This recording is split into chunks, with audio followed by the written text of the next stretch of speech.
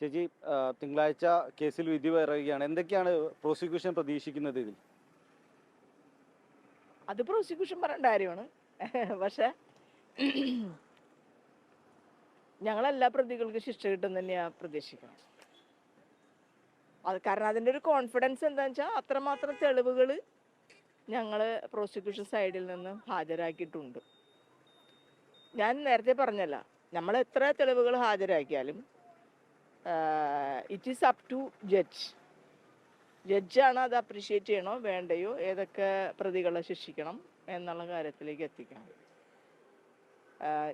എനിക്ക് കോൺഫിഡൻസ് ഉണ്ട്. ഈ വാദവും തെളിവുകളും എല്ലാം മുന്നോട്ട് പോയപ്പോൾ ഇനിയിപ്പോൾ വിധി പറയുമ്പോൾ ഇതൊക്കെ ഏത് രീതിയിൽ അനുകൂലമാകുമെന്നാണ് പ്രതീക്ഷിക്കുന്നത്? വിധി പറയുമ്പോൾ പ്രതികളെ ശിക്ഷിക്കും.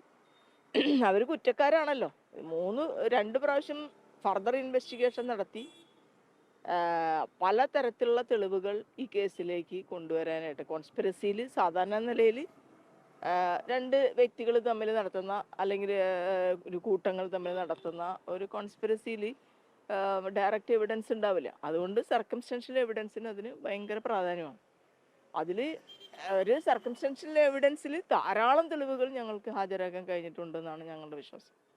ഏറ്റവും പ്രധാനപ്പെട്ട കാര്യം ഇതിലുള്ളത് കോൺസ്പിറസി തെളിയിക്കുക എന്നുള്ളതാണ്.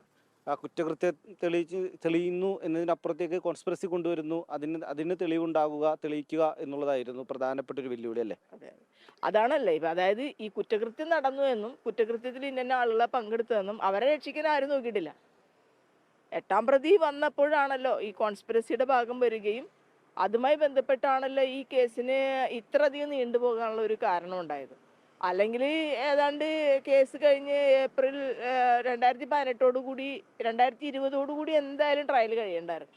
ഇതിപ്പോൾ ഇത്ര വർഷം നീണ്ടുപോകാനുള്ള കാരണം അതാണ്. അതിൽ ഞാൻ പറയാം, ഈ പ്രകൃതിയുടെ ഒരു കയ്യൊപ്പ് എന്ന് പറയുന്നത് ഈ കേസിൽ വളരെ പ്രധാനമാണ്. അത് എല്ലാ ഘട്ടത്തിലും ഉണ്ടായിട്ട് ഇത് ഞാൻ 8ാം തീയതി പറയാം. എനിക്ക് ഇതുവരെ പറയാനായിട്ടുള്ള എനിക്ക് സ്വാതന്ത്ര്യമില്ല. കാരണം കോടതിയിൽ നിന്ന് കൃത്യമായിട്ടുള്ള ഡയറക്ഷൻ ഉണ്ട്.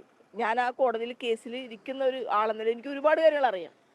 പക്ഷെ ആ അറിവെല്ലാം പറയാൻ ഇപ്പം എനിക്ക് സ്വാതന്ത്ര്യമില്ല. 8ാം തീയതി കാത്തിരിക്കണം. 8ാം തീയതിയിലെ വിധിയിൽ വലിയ പ്രതീക്ഷയുണ്ട്. 8ാം തീയതി വിധി എല്ലാ പ്രതികളും ശിക്ഷിക്കും എന്നതിനെ ഞാൻ കാണാം.